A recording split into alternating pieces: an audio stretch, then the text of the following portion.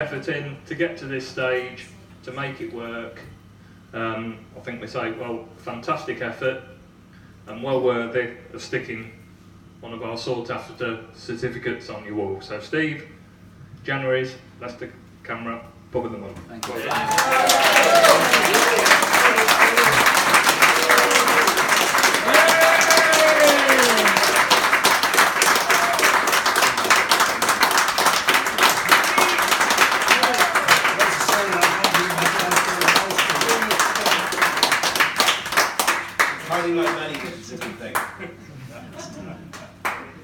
Lovely.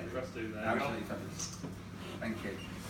And in time-honoured fashion, sir, over to you. Thank you. Well, most people say unaccustomed as I am to public speaking, but I've been doing it for most of my life. What a year, what a journey. So it was January 2016 and Jenny and I walked by the doors of this place and we noticed that Sloane's was empty.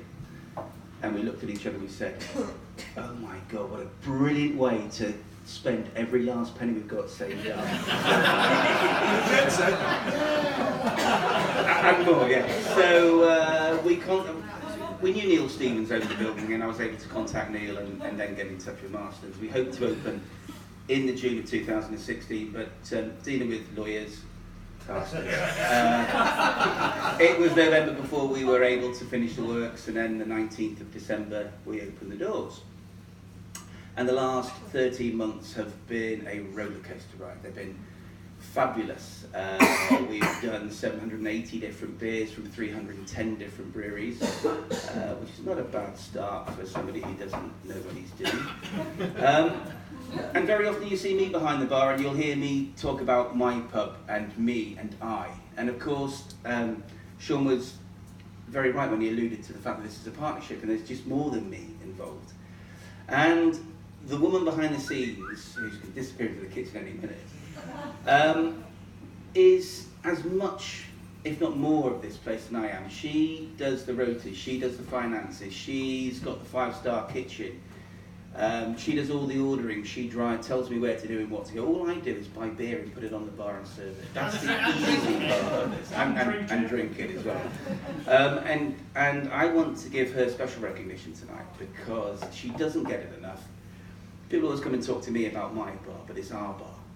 And I think that's really important. The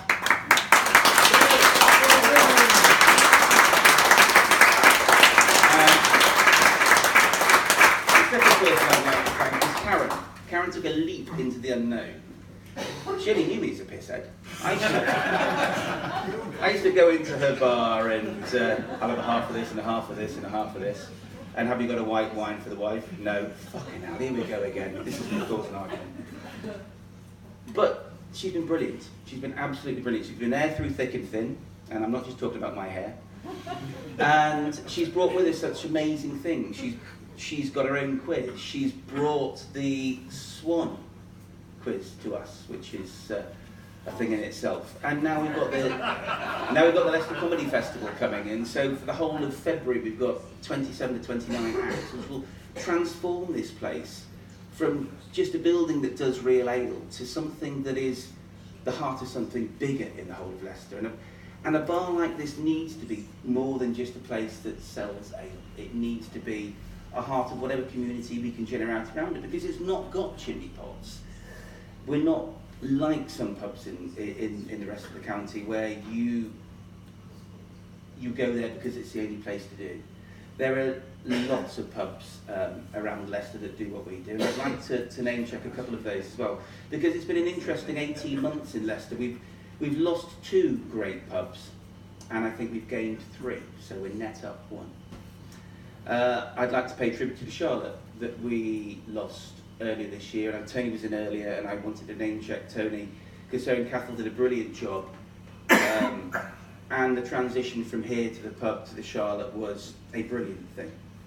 And I'd also like to pay tribute to the Swan as well, and give a heartfelt, I really hope that reopens. I don't know whether it will or not, but Leicester as a real ale community is stronger together.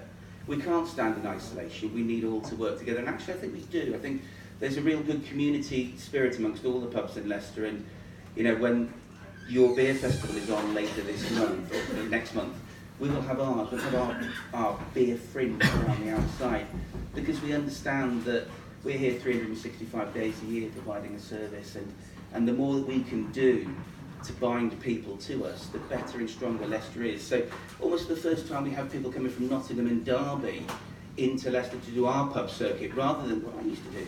I used to leave Leicester, I used to go to Nottingham and Derby to do my drinking. That doesn't happen anymore.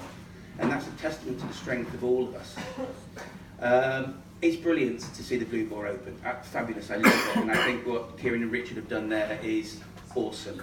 And the fact that they've then expanded and opened Aylstone as well, I think that's terrific. I love what Black Country have done with their 2 refurbs at the Salmon and the King's Head. And I just think Leicester is such a brilliant and vibrant place now, and I'm absolutely chuffed to bits to be part of it and to have this place and to have all you around. And I'm just thankful every day that I've got 4 more ticks on the bar. I'm waffling now. Anyway, so one thing I'd like to say is I think in respect of CAMRA, I think CAMRA's won the battle for real ale. I think with nearly 2,000 breweries, 1 or 2% of which are doing keg only, and we've had the revitalisation project, I think the thing for CAMRA to focus on at national and local level now is not the beer, it is the use of the pub and making pub the hub again. Because if you don't use it, you will lose it. These places cost a phenomenal amount of money to keep open. I think we sell our beer too cheap in Leicester. I think it's unsustainable to expect the city real ale pubs to knock out beer at £3.30 a pint when we're buying tubs at up to 100 quid a pint. And those pints, I think you will see go up to 370, 380, 390. And I make no excuses about that. If you come and you buy a large glass of red wine, you pay anywhere between £6 and £7.5 for it. You get a pint of beer for £3.30 at the moment. It's nonsense. So expect to pay more. I know that we're going to have beer in the city costing between £4 and £5. Don't bulk at it. Look at it as a premium product. Don't devalue it. These beers, and actually brewers themselves are cutting each other's throats to sell us beer at silly prices. And then there are others that put premium ingredients into their beers, and that's why you'll pay more. Don't look at the ABV and say it's only 3.8. Ask the landlord how much you paid for it. If you paid £100 a tub for a 3.8 beer, you should be paying £3 or £3.90. So on that note, and having fucking killed the spirit in the I would like to say thank you very much for supporting me, because whilst I started this by saying that it's our pub, it is your pub. All we are is custodians of this room, and fingers crossed we'll be custodians for the next 12 or 13 years if you support us. So this is your pub as well as our pub, and thank you very much for making it CAMRA's Pub of the Month for January.